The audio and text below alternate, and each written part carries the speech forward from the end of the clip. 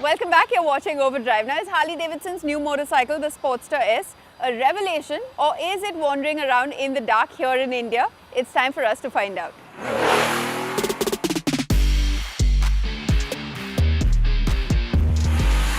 So it's been almost 10 years now that American bike manufacturer Harley-Davidson has been seen to be experimenting with its motorcycles. Now it's tended to drift away from the traditional burly chrome-clad cruisers of the past and cater to the more modern motorcycles of today. Cut back to 2013 where Harley-Davidson came out with the Liveye electric motorcycle, which now Liveye is a completely different spin-off brand on its own. And a year later, Harley-Davidson came out with the Street 750, the street-based motorcycle, which not a lot of people really took a liking to. A couple of years later, Harley-Davidson introduced the big Pan America 1250, the adventure motorcycle that honestly no old-school Harley-Davidson aficionado ever saw coming in their wildest dreams or even their nightmares. And now, here we have the brand's next step in evolution, the Sportster S.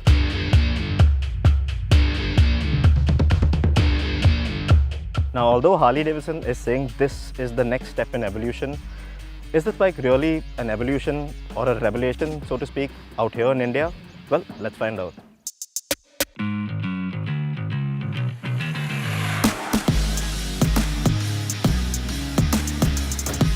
Now, let's start with the way this bike looks. It's a lot more compact, a lot more chunky, a lot more muscular, and boy, does it look attractive. Up ahead, you have this big, nice, chunky 160 by 70 section 17-inch tire. It adds a great deal of bulk to the front end. Come up ahead, you have a nice solid 43mm fork, an upside-down fork. Not a lot of travel out there. You have an all-LED headlight unit with bulbs, indicators. Coming further up to the handlebars, well, you have this nice flat handlebar. It's sort of like a flat tracker handlebar, which will have you seated a little forward set. Well, but it's nice and wide apart, nice bar and mirrors on there. And the display, well, you have this 4-inch TFT display, something, once again, that traditionally breaks away from the old school Harley-Davidsons that you've been accustomed to seeing over the course of time. It's an all-digital display. Coming back to the tank, you have a nice 12-litre unit, which should give you a good amount of mileage out on the highway. You should be able to cover a good amount of ground.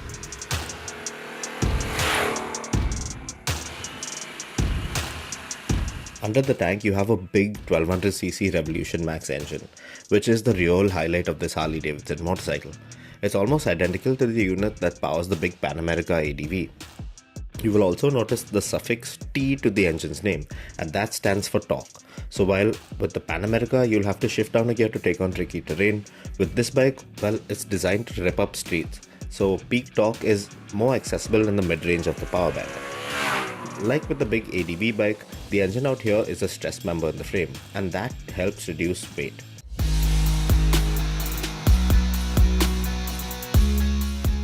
Now this bike is powered by the Revolution Max engine that you have in the Pan America, the big adventure bike, and there's a big mountain of torque. There's a good amount of power as well, 120 PS. It's slightly lower, around 30 PS lower than what you have with the Pan America.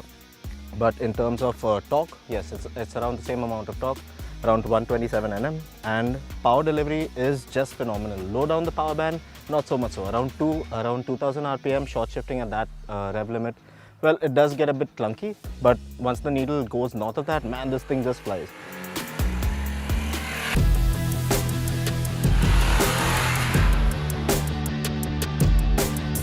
The Sportster S comes with a host of tech and riding aids that includes ride modes like road, rain, sport, and there's even some customizable options that allow you to set the engine maps, engine braking, traction control, cornering ABS, and so on as per your preference.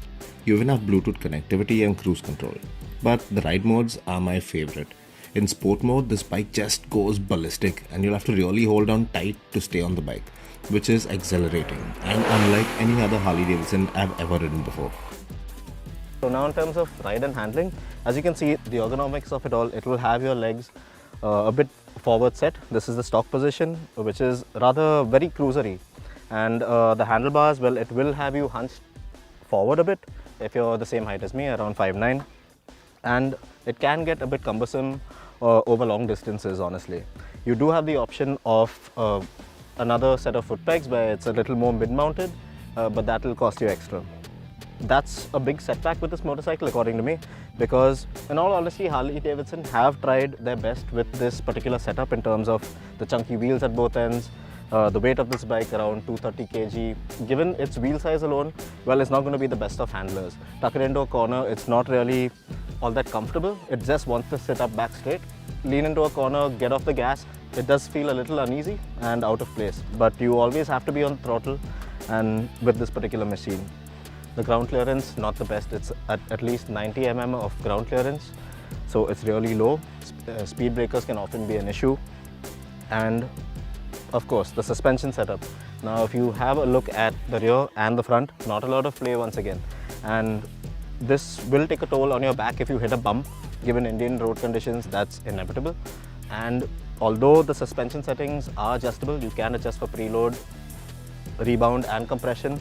Well, there's not a lot that you can really work with out there, and you will feel the brunt of it. If this bike doesn't bottom out, you are going to feel the brunt of it on your back and your spine. Out in some place like Delhi, this motorcycle, the Sportster S, will set you back by around 16.5 lakh rupees. Well, that's for the standard black colored variant. This alternate colored variant like the maroon will set you back by 15,000 extra. Now, is this bike a real revelation in a country for India? Well, in all honesty, no, it is not. So at the end of the day, it looks fantastic. It has a lot of visual appeal. It feels nice to ride over short distances, but over long distances, not so much. Although, if you are a Harley aficionado, you will really want to get your hands on this. It is like nothing the company has ever come out with before. It is very unique, it is sporty, but at the end, it's not the best in its category. Well, with that, it's time for us to wrap up this week's edition of Overdrive. But remember, you can stay in touch with the team through Facebook, Twitter, as well as YouTube. And you can follow our latest updates on Instagram. We'll see you next week. Until then, goodbye. Many thanks for watching. Drive and ride safe.